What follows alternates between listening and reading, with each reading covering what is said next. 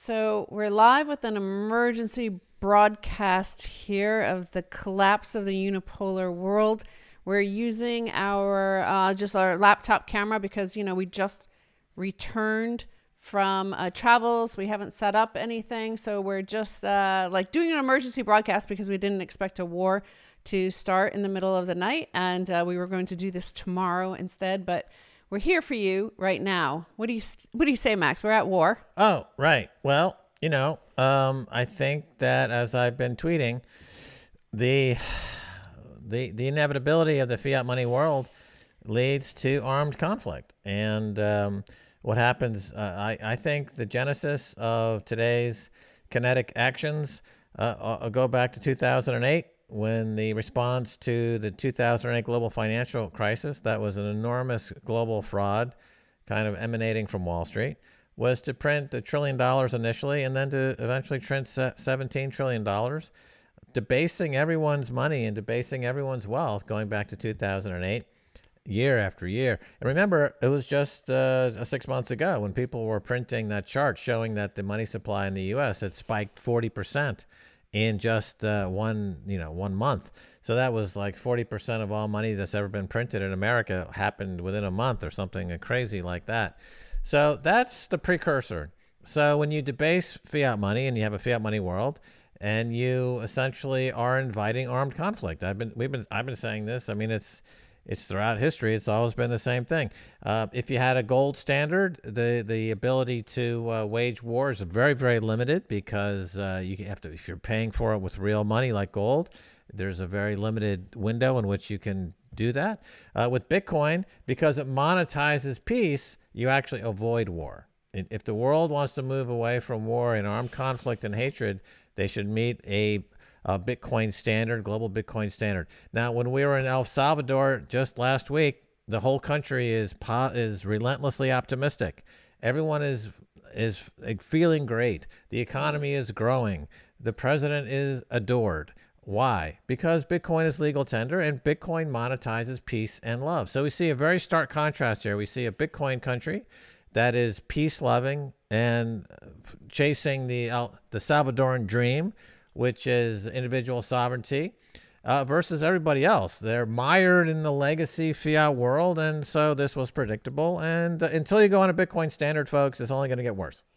Yeah, I mean, these are the themes that we were talking about, the cycles that were starting to clash and hit each other. We first started talking about them like maybe 2 or 3 years ago, that they were all coming together. The fourth turning, the Thucydides trap, the problems inherent with the Triffin dilemma causing strife and unrest at home domestically. So we were already talking about those, and I suppose at that time it's all just theoretical, but now we're starting to see some of those issues actually happen, like on the ground.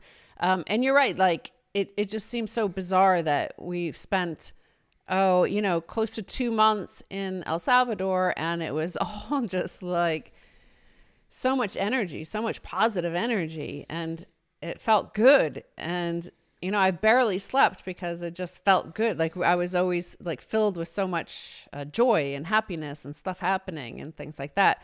So to come back, well, anytime, like I was too busy to really check too much online on Twitter. I wasn't active there in the same way, like reading people's dreary despair from the fiat world. But to just like be here now in North Carolina and be like, whoa, like what the heck is going on? Of course, in North Carolina is the biggest military base in the world, Fort Bragg. So I had mentioned that when Soleimani was killed by the U.S., assassinated a few years ago, I think it was, the last year of the Trump administration. And you could hear all the fighter jets, the 82nd Airborne leave for, Iraq. And it was like hours long. You could hear them all night long. I haven't heard anything today, but, I think a lot of the forces could already be over there in Europe already, and we missed it while we were in El Salvador. But of course, the other thing that you've said is that you can't taper a Ponzi. And what we see is Goldman Sachs think that geopolitical uncertainty further lowers the odds of a 50 basis point rate hike in March. That's of course, part of the incentive for a war. This is why war is a failure of diplomacy, right?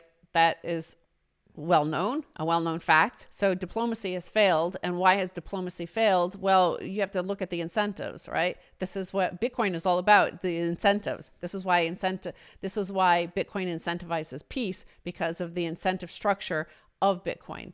Well, the incentive structure of a cantillionaire money printing, free money, proof of stake system like the US dollar incentivizes war. And it's no coincidence that we find ourselves in war, which is a tragedy no matter who is doing it. It's always a horror, a crime, right? For any war to be happening, and we're in it again. But this, of course, is the first I've ever seen in my lifetime. I haven't ever been alive for, a hot war between superpowers, between great powers. Like this is, I grew up during the Cold War, the end of the Cold War, but it was never hot like this. And that's because, of course, we did still have diplomacy back then, and we didn't have cable news. So, we didn't have these like hyper partisan, like let's nuke everybody sort of partisan cable news. So we didn't have that back then. It was a little bit more staid and diplomatic, and, conversations and diplomacy happened, but we're in a different era now. Right. Well, the money printing is always, as we've been saying, going to lead to war because you can't taper a Ponzi scheme. And the second hostilities broke out, all these major banks and various talking heads were immediately on television saying that they don't see any rate rises. Now, all the rate rises are off the table. And in fact, we're going to start cutting rates and printing more money.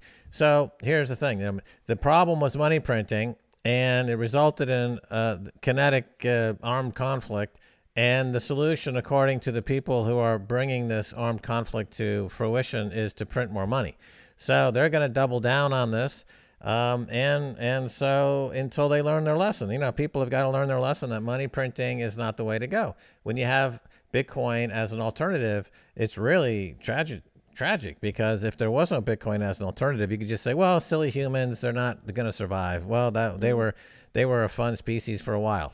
But with Bitcoin available, it's like a real tragedy. Like the humans could survive if they went on a Bitcoin standard, but they're choosing not to at the moment. I mean, in El Salvador, which is the savior, the translation, they're opening up a path for the world to follow. And so I'll remain optimistic that the world learns from El Salvador and says, hey, let's put down the guns and start mining Bitcoin. The details of the conflict are meaningless. Who's firing at who? Absolutely meaningless. It doesn't make any difference as long as you have central banks printing money. So it doesn't matter who, you've got what's happening in Canada is a result of printing money. The belligerents now, apparently the rumor, you have a little kerfuffle happening in Asia right now. Between China and Taiwan. Right. Yeah. So that's money printing, another result of money printing. That's the bottom line. Well, yeah, in that fiat world of geopolitics and nation states and all these borders and things like that we've experienced for the last few hundred years, and we're hoping that we're beyond that with a hyper Bitcoinized world. And certainly you feel it when you're at Bitcoin conferences. It doesn't matter what nationality or passport or race or gender or anything that anybody is. We're all Bitcoiners. But in that world that's happening right now, it's just like a classic what you see in nature. If you've ever seen a BBC nature documentary, and they do lots of them, that's the one thing they do very well. Down in Africa, they'll set some cameras up for a few months, and they'll look at how a lion and their pride and the tigers and the savannah, all the animals in nature, in the vicious nature, act, right? And of course, with the lion, what you see is the beta males just stalk for months, years, waiting for the alpha, waiting for the king of the pride to show any sign of weakness, and then they pounce and they try to fight him off, kill him, and send him away. Well, the same thing is going on, right? You see, we're led by who we're led in the United States, and it's obvious that not only is the president himself, the executive branch, the commander in chief, maybe like, not a very virile person, let's say. And then you have the debt, right? The debt situation. They see after 2 years of excessive money printing, a population that doesn't want to work. They don't need to, they think, because of course they've been not only given a lot of free money, but all that free money went into all their asset prices, and their asset prices are higher. Our house price goes higher all the time. A lot of people, that's their only source of wealth, and they feel wealthy suddenly. And people don't feel like they need to work. That's always, if you look through the history of empires and how they failed, a lot of the times it's because the people don't feel they need to work anymore. And the Spanish Empire, certainly that happened definitely with them. So, there's just a lot of things conspiring, and bad timing for some, good timing, I guess, for people who are ready for it. Well, you bring up an interesting point with, I guess, with the analogy of the animals out in the wild, being incredibly patient and waiting for the most opportune time to strike at their prey, right? This is over millions of years of evolution. Energy conservation is something in nature that's quite remarkable to observe. And that sets up, a parallel analogy with the geopolitical arena, where the U.S., you could say, at the moment, the leadership seems somewhat impaired to some degree. Maybe that is not a great time now to enter geopolitical tension. But I would ask this, that's a good question. So for years and years and years, of course, we've been hearing from, MSNBC and CNN in particular, and others, that there's this huge existential threat from Russia. Okay. So why? My question is this. If that was a serious concern for so many years, and it's easy to observe what's happening in Russia, they've been buying hundreds and hundreds and hundreds of tons of gold, and they've been divesting out of the U.S. dollar for years. They have virtually no dollars. And in the U.S., at the same time, was printing fiat money by the trillions. Okay? So my question is, if there was a serious concern, why would the U.S. be printing all that fake money? That in the event of some kind of conflict, obviously paper money is worthless against somebody that's got a lot of gold. So, this is the failure of cable news. So you have like MSNBC, and you have those hosts on MSNBC wagging their finger and saying all these mean things, but not actually inviting any kind of real solution to this, or addressing it in a serious way. They think of it purely as entertainment. Okay, now we've got events that are predictable in a fiat money standard. So what is Rachel Maddow going to do now? What's her solution now that she essentially caused all this? Yeah. I mean, that's that's obvious. Everybody's been pointing it out. We have a president entering midterms with bleak poll numbers, and war always gets people on your side. You can go on Twitter, look at it for yourself. There's hyper-nationalism now emerging, and meets already like very authoritarian liberal class in America. So who knows where that goes? China is already well ahead of us in terms of nationalism, according to Dan Collins. Like he's told us years ago on Kai's Report how hyper-nationalistic it is there. So, there's a great conflagration coming. And that's why, of course, this show is brought to you by swanbitcoin.com/orange pill, because, we've been stacking sats. Everybody in Orange Pill Podcast Telegram group have been stacking sats. We were making ads in El Salvador for Swan Bitcoin, and you'll see those soon. Of course, like it captures the mood of not only having Bitcoin as your security blanket, but of El Salvador, because everything is so positive and optimistic and hopeful there. So we were positive, optimistic, and hopeful there. And then we returned to this dreary state of everything is decay, right? Like like, did we ever have any problems in El Salvador with shops not having staff to even open? Like, as soon as we're back here, there's nothing open. Like, the coffee shops don't even open until like 9 or 10 a.m. They used to open at 7, but now they don't have staff. So who wants coffee at like mid-afternoon, essentially? Like everything is just like shut down. The missing flights, because of course all the airline connections here are dilapidated, nobody showing up at work, blah blah blah. So yeah, like Jen Psaki over there at the Pride House press corps, she was asked, what about all this inflation now that's coming because of this? And her response was, well, we need to make sacrifices. Okay, yeah. so was that communicated to folks that were saber rattling all these years and picking, and kind of poking the bear here for all these years? If they put it in the context and said, of course, this will mean at some point that gas goes to $10, $11, $12 a gallon. So you're all cool with that, right?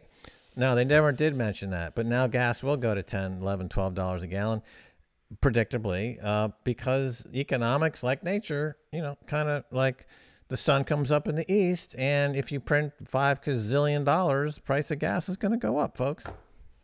Yeah, all commodities are going up, and if you go to my Twitter handle, I've been retweeting all of the stories, the headlines about that. Of course, this headline reads, given Russia's role as a commodity superstore, economic impact of this crisis could extend well beyond oil and exacerbate current global inflationary dynamics, according to RBC. Russia and Ukraine combined account for 25% of global wheat exports, and Ukraine alone for 13% of corn exports.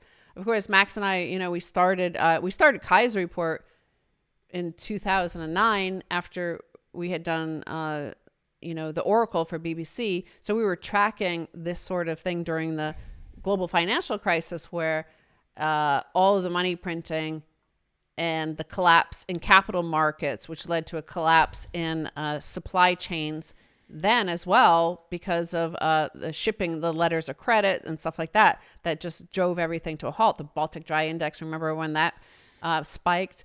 Well, that all led to a soaring price of wheat, and that led to the Arab Spring, and that led to, real chaos in Haiti and poorer countries like that. So the food price inflation was something that really, really escalated up until 2011. And then, it did fall back after like going a little bit too crazy, and supply chains came back on and credit markets were unfrozen, and that led to more supply. Right now, however, we have a situation where if 25% of the world's wheat is being produced by two countries at war, how does that impact the global food supply at a time when we have COVID lockdowns still happening around the world? We have supply chains buckling, mostly because of huge demand from all the money printing. And we have more money printing now likely to happen. We see that already in Europe this morning. They were calling for more money printing. And so like all of these cycles, all of these, realities, these just facts, there's just facts are colliding together in one big giant historic moment. Like, I guess, they always say that, may you live in interesting times. And, you might regret it, because it's interesting times can be very difficult. Right. Well, let's talk about solutions. So as a red-blooded American myself with 300 years of ancestors from this continent, and being part of the crowd in Philadelphia that was putting together the Declaration of Independence and the Constitution. My family was printers in Philadelphia, and we printed some of the first newspapers in Lancaster, Pennsylvania, covering the American Revolution. So nobody's more American than Max Kaiser. You're all in my country. So let me say this. Nobody's more American? Nobody's more American than Max Kaiser. No, European American. I'm saying for 300 years in this country and having been part of the revolution and the Constitution. But my point is, the solutions I'm offering is the following. Okay, so the President of the United States has got to do a few things. Number one, he's got to start closing down the Federal Reserve Bank, right? That's by far the biggest malignancy in America today. Needs to get rid of it. No way that's going to happen from the Democrats. Right. But I'm just saying, solutions from an American. I'm telling you. From a real American, I'm telling you the solutions. Number two, need to make Bitcoin the reserve currency make it legal tender like they did in El Salvador. You got to follow El Salvador's playbook, make Bitcoin legal tender. Then we got to start mining Bitcoin. Texas is already leading mining in the world in Bitcoin. Do whatever you can to double and triple the mining output. And the country's got to start hoarding Bitcoin. If you got to print some money, print money and buy Bitcoin.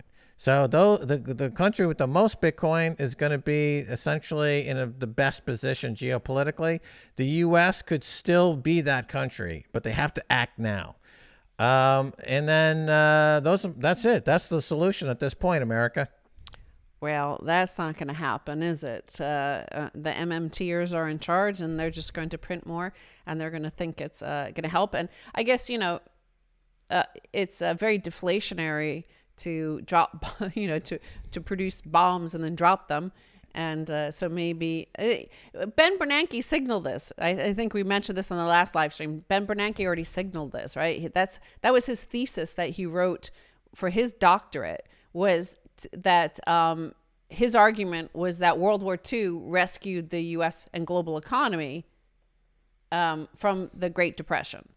That it was all the money printing, the debt, and the willingness to sacrifice that happened that caused the rescue of the economy. That's his argument. That's what what these sort of people believe that work in the central banks. Right. Let me explain. For folks who are the cantillionaires, who are sitting on $100 million or $200 million, if the price of gas goes to $10, $11, $12 a gallon and the price of avocados triples, they're not going to be bothered so much. But for those who are living on a fixed income, for those who are middle class or working class, where, you're barely actually making ends meet month to month, that kind of price rise is going to put you on the street and homeless. And nobody in the cantillionaire class is going to come to save you. They don't care about you. So that's what I'm saying. The solution is what I just outlined. Now, it means like putting maybe Ted Cruz in the White House. He seems to be Bitcoin literate. We've got Cynthia Lummis in Wyoming. She understands Bitcoin. Put her in the White House. I mean, and the midterms are coming up this year. You need to sweep out these absolute lunatics that got us here. Put in some fiscal conservatives and some Bitcoiners, and we can right this ship. I think I'm not going to give up yet. I think there's a path forward. El Salvador is shining the light. That's the guidance that America needs to look at and say that we need to follow them, and there's going to be hope. Well, I hope that it's only the Latin American countries and African countries that are well ahead of everybody else. I don't want the U.S. to be able to print money and buy Bitcoin, because I think, they've already benefited from this giant global pyramid scheme of the past 50 years. They've, wrecked their reputation. They didn't do anything with their bounty. Like, they were given everything, and instead they just bombed everybody and threatened everybody and bullied the world. I would rather those who have been bullied for the last 50 years and before that, but the last 50 years, certainly. And you remember, when you have the Cantillon effect, okay, it's domestically. So the U.S. cantillionaires on Wall Street and San Francisco and Los Angeles get the money first, and then it trickles down. And, if the further you are away from the money printing, the worse it is, the more encumbered the money is, the more interest rates are higher for you. But then that trickles down to where the U.S. is exporting all those dollars, right? So Latin America, Mexico, like, it's an important trading partner. So what's going to happen to inflation there? And it's going to be even worse. Like, even if the working class or the totally unemployed, the formerly employed people of the heartland of America, if it's bad for them, then how much worse is it going to be in Mexico or Central America or South America or Africa? Like, how much worse is it going to be? It's going to be a lot worse. Haiti, what's going to happen to Haiti? So these are the things to consider when that Cantillon effect, it's, it's bad for the previously employed Americans, but it's even worse for those outside of America. Yeah, so true. I mean, that's all very, very true. And as you were saying at the top of the show, it's an interesting confluence of the fourth turning. Yes. And, a certain cycle for reserve currencies. It's about 100 years. We've had Portugal, Spain, France, Britain, and then America took over as having the world reserve currency. It's been about 100 years. And so it might be time for something else to emerge as a world currency. You got that cycle. You've got the stock markets are I think, cyclically. The bond market certainly could be at a point where it's going to roll over finally after a 40-year bull market. You could see rates now start to tick higher. I see. Yeah, I mean, and gold potentially could break out of its multi-year slumber. That's on a cycle. Well, of course, gold did soar overnight, and then it's crashed as soon as the COMEX opened to exactly where it started last night. So that's always going to be controlled by the U.S. Fed. It's always going to be controlled by the Treasury. They control it. The central banks control it. So, that's a fact. So that's why I use the $35,000 price to go stack sats at swanbitcoin.com/max. Right? You can't miss that. And I'm stacking. Of course, there's a lot of scared people. And I've seen scared people every single time. We saw them when they went from $30 to $1. We got death threats all over the place because somebody was screeching at us saying they bought Bitcoin at $15 and fuck you for even telling me about Bitcoin. Now my life is ruined because I bought it at $15. And then the same thing happened when it went to 1,000 and then it fell back to 200 and people were like, fuck you, I bought it at 400 and now I'm fucking ruined. And of course, looking in hindsight, they weren't ruined, right? That they were blessed entirely. And it's, imagine complaining right now in this world that we are in today with inflation soaring. Commodity prices soaring now. Oil over $100. Everything skyrocketing. Copper soaring. Platinum soaring. Palladium soaring. Wheat prices soaring. Everything's soaring right now. War. Like between two great powers that if you are under 1962, if you were born after 1962, you have not seen anything like this, right? So you haven't seen this. And yet people are there like, oh, I want $5 more in my fucking account. Like, this is like their mentality. They're just like fiat cucks trained by, CNN, Anderson Cooper and Rachel Maddow. These are the children of Rachel Maddow and Anderson Cooper right there in the chat room, like with zero strength, like no backbone. This is what these are the soft people that fiat created. These are them. Those are the people right there. And I think they should lose everything because I think somebody like Alex Svetsky is right. Like the remnant, there are only ever like 5-10% of the population with the fortitude, with the self-confidence, with the strength to be there, to be solid. And this is what we say about El Salvador, by the way. It's like every shitcoiner on earth is trying to get El Salvador to say, step away from Bitcoin and take their shitcoin. And you're like, those people are going to flee at the first sign of trouble. What are you, crazy? Like, they're not Bitcoiners. We're the like 5% that you want behind you. So true. Inspiring words. Thank you. I'm ready to fall in and follow you to wherever you're taking us. That's fine by me. I am in the Stacy crowd. Weed prices are down. Production is way up. Okay, well, that's really important. I'm going to read some comments here. Only invest what you could afford to lose. This is so obvious. No, those are the fiat cucks who think they're investing for like fiat gains. Right, like, you're divesting Yeah, from fiat money exactly. into unconfiscatable wealth. So it's not an investment, it's a divestment. Should I move out of New York City before the fireworks start? What the heck are you still doing there? I don't even know why anybody would be in New York City at this point, but you do you. That's all we could say. Yep. That's a cyclical low there in New York City. It's got to hit a bottom. Here's another person. Hello from California. What the heck are you doing in California? That's worse than New York City. At least in New York City, you just get stabbed, like pushed in front of a train on the subway. At least that's over quickly. Like imagine like slipping in poop, a pile of poop, you hit your head, smash your head on the pavement, you're bleeding out, people walk over you, drop their needles on you while you're dying. That's worse. You'd rather go to New York and be pushed in front of a subway train. Faster, easier, right?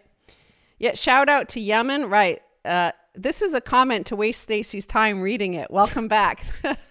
Well done. That's well Yellow. done. That's our favorite. Yellow, there. you're Yellow. a big time waster, Yellow. Well, he's exactly. Shout out to Yemen. Yeah, of course. Like, that is true. We've been bombing Yemen. Nobody seems to care. It's ongoing. There's been people killed in the past few days. Like, bombs are still being dropped. Children are still starving to death. But the morally outraged aren't outraged by that. Nope. There is an upside to all this. What is that? Israel said they're going to stop invading Gaza. Well, that's good. To stand with the... So, California is bad. New York is awful, but it isn't bad as China. Right. China. Right. Well, hello. What a fucked up situation. I ran a poll on Twitter. I said, what's the bigger concern for you, Russia or Canada? 2-1 voted Canada. Again, like Canada. Okay, I forgot to mention that. You have fiat cucks in the chat room complaining about Bitcoin prices, and you're like, dudes, go cash out and put your fiat gains in your bank account. Go see how it works out for you. Do it. Don't like try to make us feel bad for you. Just be yourself. You do you. Go be in that fiat world. Cheer the troops. Cheer for the wars. Do it. Go do it. Tune in to CNN. Tune in to MSNBC. You don't belong here. Be the we cuck don't want you are meant to be. Be the cuck you were meant to be. That's I just right. said that. I repeated. Nice. I like it. Right. It sounds better when you say it. Okay. What else are these lunatics saying? Russian population should be transferring into Bitcoin if the financial sanctions continue. The whole globe, the whole world should be transferring into Bitcoin. It doesn't. Not any one country is no better off than any other country if they're on a fiat standard. There's no difference. Any country that's on a fiat standard is equally messed up. El Salvador is on Bitcoin as legal tender. They're the only country actually where things are not messed up. So there's El Salvador, and then there's 200 other messed up countries. Oh yeah, love you, Max and Stacy. You got me into Bitcoin. You got me to buy Bitcoin in 2013, and I assume you also probably were one of those cucks at the time, like complaining in the comments when it fell after that to like down to 250. Yep. So, but welcome to if you've survived a few of the crashes. Welcome to Honey Badger. It's a bit harsh to assume the guy's a cuck. He is reaching out and saying, thank you. I bought it in 2013. I'll just extend a heartfelt greetings of salutations. Hello, friend. That reminds me, like when we did, we were at the airport in Miami and we had just arrived from El Salvador and we were in Miami and going through the baggage claims area. And some guy walked in front of me and I was about to call him a stupid piece of shit. And then I was like, in my mind, I was like, we're in Miami. We're not in New York. I can't do that here. So I was like, okay, sir, just walk in front of me. I was more polite about it. But, you know, it's all context, right? And that's the thing that is not provided ever in the news, except for here. We provide context. So like exactly. the context, if you're in New York City, you can call people all sorts of names and it's not considered an insult. Yeah, you might get stabbed. In Miami, you get an orange shoved up your sphinx. Or a Cubano. Cubano. A Cubano. I tell you about Miami, it's kind of frustrating, is that What? you come out of into the airport there and you look around at the shops and there they are, tantalizing, waving hello. Coconut patties. The coconut patties. I never noticed that. I never noticed that. I don't know like what goes through your demented but I need brain. to stay away from them. You know, they're very unhealthy. Okay. And since I had my first coconut patty in the early 60s, and now I see that there's different flavors. They got all kinds of coconut patties I haven't tried, and I'm just dying. I'm dying. Well, you know, this could be the extent of your concerns in life if you Totally. just stack sats at swanbitcoin.com/Max. And, you know, you could, too, be like Max and just, like, worry about coconut patties. That's my top concern today. Is staying away from the coconut patties. I want to read a... I gained like 5 pounds in El Salvador, I got to say, you know. Well, yeah, because you went freaking crazy on the pupusas, right? I went on the pupusas, you know. Oh, you know, I want to mention something about El Salvador. That was, like, the dramatization of this whole thing. You know, Max was asleep last night, and I was up watching... President Bukele at Open Chivo Pets. Yeah. And it was like really sweet, right? It was just like a sweet little video. He's, you know, the president's walking around this animal hospital and he's all like excited. And I was like, oh, this is so cute. It's like so darn cute. And it's just sweet. And then, you know, it finished, it wrapped. And I was like, oh, that's so sweet. I feel positive and happy and life is good. Like people are good. And then 15 minutes later, like breaking from RT, and it was like Putin, you know, it says like he's like starting special operations in Ukraine.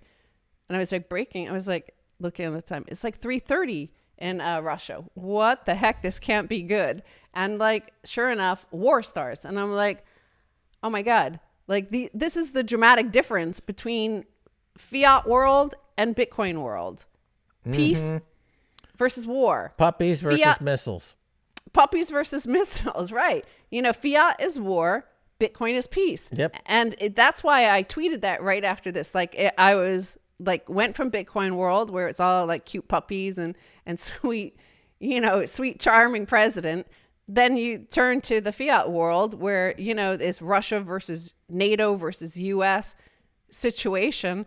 The Bitcoin is peace, fiat is war. Fiat is war. Yeah. Did I say it the opposite? I think you may have just said no. that. No. Fiat is war. Bitcoin is peace. That's right. Yeah. So, wow. It was like, it was just so obvious to me when I was like sitting up watching this. I'm just going to grab this over here. Max is going to grab something. I don't know. Actually, you know, if you start to hear some construction noises, we are still having construction happening. I know it feels like it's been going on for months, and it kind of is. Max went crazy on Stacy's pupusa. All right. Oh yeah, don't mention that. But it's true. Stacy's got the nicest pupusa. Everybody in the comments is now talking about they're going to El Salvador. Is it safe? This is the book that you may have seen the photos online. Me presenting this book to President Najib Bukele in his office in San Salvador. And it's got, you know, some great stuff in here. You just said one of them. That is one of the quotes. Well, this is your quote, actually. Bitcoin is fuck you money. Yes. And there's a photo of me from the 2021 Bitcoin in Miami. Remember, that's a historic event where I introduced Michael Saylor for the fireside chat. Sent ripples through the Bitcoin community. Bitcoin. Who's going to Bitcoin 2022? Because we're going to be there. And here's my favorite. I mean, this is the one people had me sign the most. I was autographing, and this is the page that everyone loves. It says nobody can jerk off to Rachel Maddow. So this is emerging as the quote from this book. If you fear a toxic Bitcoin maximalist, it's because you really don't believe in Bitcoin. If you did, you'd realize these words are immaterial to Bitcoin's unstoppable vector, and you wouldn't give it a second thought. You must first believe. Okay? This is from the Book of Max. We also got this incredible medallion. Look at this. This is from the president.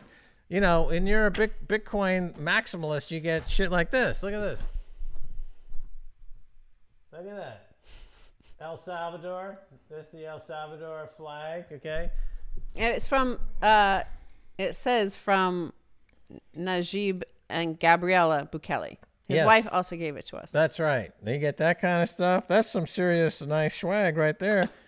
Oh, boy, it's so good. You know, Plucky was down there in El Salvador. He had a special appearance, demand performance at my live show. Oh, yeah. Like, think of all the good things that happened. We had the Bitcoin is for lovers of economic freedom. Yeah. Like, seriously, the most amazing event. It was so brilliant. People flew in from as far away as India for it. Just for the event. They flew from India. They flew from Germany. They flew from France. They flew from Denmark. They flew from Canada. You know, all the west coast of America. They flew in from all over the world for this. And it was just so much positive vibes. It was like the best event. Yeah, this guy from India, the continent of India, I met him and I said, oh, what brings you to El Salvador? He's like, I came for this event. I'm like, you flew here just for this event? He's like, yeah, I'm a big fan. So that was a lot of excitement, a lot of fun. We also met that black guy in downtown San Salvador from Canada. I mistakenly said he was American, but you know, it was hard to hear him because he kept on laughing so hard. You know, you saw some of the photos. He was laughing so hard. And right when we were filming something, and he came up behind Max while Max was recording to camera, and he was just laughing hysterically. And he was like, Max was like, okay, speak up. What's going on? And he's like, I didn't actually expect to actually see you here. Like, I came here because you were here, but I didn't expect to see you like the first day. All right. Here we are. We felt like Walmart greeters, but, you know, for the nation of El Salvador. Like, welcome to El Salvador. Yeah, we should just, you know. There is a video of Stacy surfing. She popped up on the first try, and there's a fantastic video. I haven't seen it anywhere. I don't know why. I've got to post it. I have it, but you know, we've been traveling and we've been like getting back and doing this, and we had stacks of mail that we had not opened for 3 months. We've been gone for 3 months, and it was like stacks of mail. Many like sort of services I forgot that we had, and you know, like you haven't paid this bill and blah blah blah. So I've been like going through that. No, I'm not drunk and out of control. Somebody says Stacy's drunk and out of control. No way. Sober as a judge. It's like, it's not even 1 o'clock. Okay. But speaking of that, I'm gonna have to go in 15 minutes. I have to go to an appointment. And I want to read this thing because this is the context. You know, I think sometimes I'm pretty brilliant, you know, if I don't say so myself. Totally. I totally agree. You know, if nobody else will say it, then I'm going to say it. I say it every day. Because I'm going to see. Okay. So my analysis of the situation, why diplomacy has failed. Yeah. Is a failure to communicate, right? What we got here is failure to communicate. Well, no, the U.S. and Russia refuse to understand each other. I think Putin understands America better, and perhaps the U.S. probably understands Russia well, but they can't because of the cable news. Like it's not allowed because of the way the partisanship works.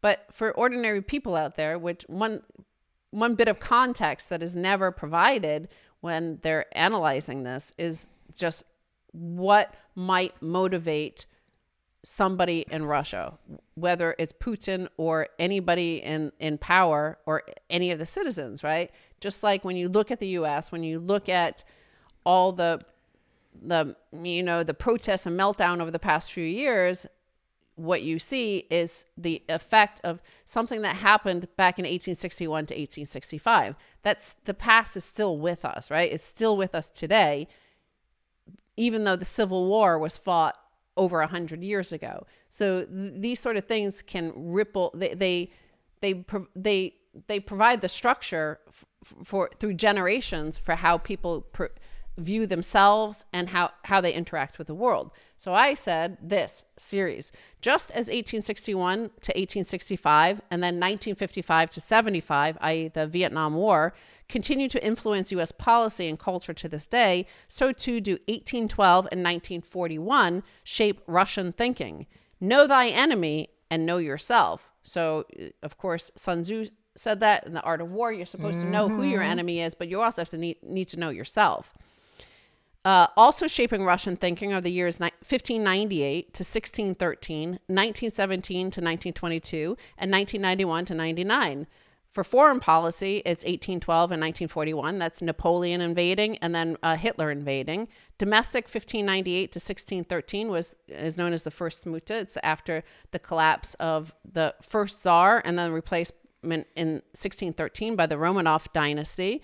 But in that period of time, that 15 years, 30% of the population of Russia died because of famine and chaos and war that went on, civil war. Like, it was just chaos, anarchy there for 1598 to 1613. Then 1917 to 22 was the collapse of the Tsar, the Romanov family, and chaos of, the early, the Bolshevik Revolution that then ended with the Soviet Union being formed in 1922. And then 1991 through, I kind of say 1999, there was no specific end, but 91 was when the Soviet Union collapsed. And then there was chaos again for a few years. So these sort of things like form in their mind. This is what their parents, their grandparents, their great-grandparents and great-great-grandparents endured, and that forms their culture and informs their culture. This is how they organize, right? These are the things that are in their mind. They're worried about great power invasion, like the two biggest military dictators in European history, Hitler and Napoleon, both invaded. So they might be sensitive to that sort of thing. The U.S. isn't sensitive to invasion because we haven't had invasion. We are the invaders, right? We took the nation from the native population. So we don't have this in our mindset. This isn't how we organize because we haven't feared this. We feared monarchy and the power of a monarch, and that's what informed how we organized our government and our constitution. But Russia has their own unique set of historical facts, and the fact that you can't entertain their unique historical facts, you can't entertain their fear of a collapse of their institutions that they've had 3 times. We haven't had that in the United States. That hasn't happened to us. We haven't had that in 300 years. They've had that several times in 300 years of just utter collapse and chaos and anarchy and invasion. So like the fact that the last person to do this was Stephen Cohen, who has recently passed away, but he was banned from U.S. cable news. Like, he wasn't invited on, even though he was an expert and historian and spoke Russian, and he wasn't allowed on to discuss any sort of context or explain to the population what the diplomacy was about, what the attempts, when you need to understand, you need to know thy enemy, right? When you're sitting down, diplomacy is meant for enemies, right?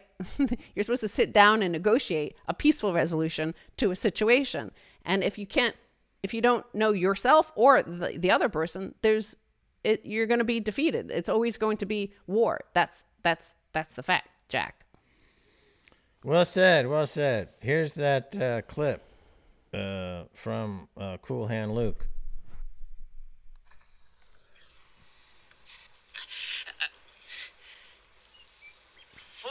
We've got here is failure to communicate. Some men you just can't reach. So you get what we had here last week, which is the way he wants it. Well, he gets it. And I don't like it any more than you, man. Can you hear that? You often say that. It's Cool Hand Luke. It's a classic scene. At the time, this film was in 1967, starring Paul Newman, and he beats Paul Newman with a stick right before this, and it was considered to be pretty violent at the time. This is a pretty violent scene for those days, and it's an interesting clip that is a very famous movie line that you hear quoted quite often.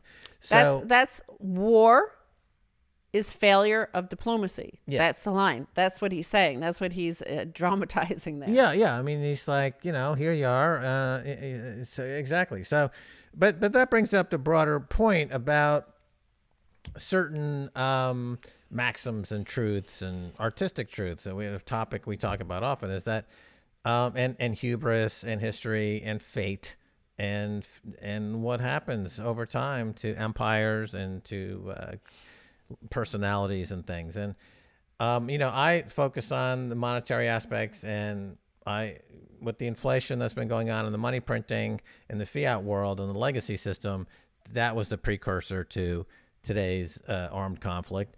But it's completely predictable. And I offered some solutions for those who are being impacted by this. I hope they take them to heart, and they will seek a solution similar to El Salvador, or they'll just have a failure to communicate.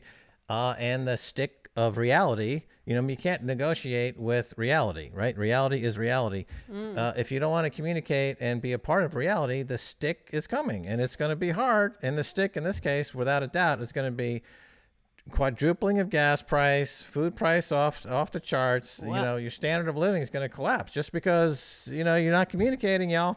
But that's what Bitcoin is, a messaging app, essentially. It is. It's a successful communication. It is a consensus mechanism. It's gold meets a messaging app. Consensus is a communication. That is communication. And so you're communicating to each other, and that's why it's honest money. Whereas in the fiat world, we have dishonest money. And as we pointed out in the recent Kaiser report, it's all set through conspiracy. The price signal, which is the ultimate communicator, that is set in secret meetings that we don't hear about for 5 years. We're not allowed to see the meetings for 5 years. So, this is builds up over time, after 50 years, into just a great, huge disaster where people misallocated not only capital, but misallocated their own time and their own knowledge. Right, and miscommunication, of course, in the media. So again, CNBC, they'll have segments talking about how liberal things are and how this country over there is bad, followed by a commercial for Raytheon, right? So I noticed Raytheon stock was up. Okay, so who started all this? Was it MSNBC and Raytheon? You're damn right it was. Well, I think we have to end it here because I have to go to an appointment. So, I'm sorry to say, and I hope, everybody stays safe, especially those over in Ukraine and near the war zone happening. And, fiat is war, and we don't need this. No, we just need to all step away from that fiat world, because this is a waste of time. And Bitcoin is time, and we don't want to. Who wants to waste their Bitcoin, and who wants to waste their time? Wouldn't you rather be happy and peaceful and full of hope? Well, that's why we're returning to El Salvador in a few weeks. Yep. All righty. Well, super.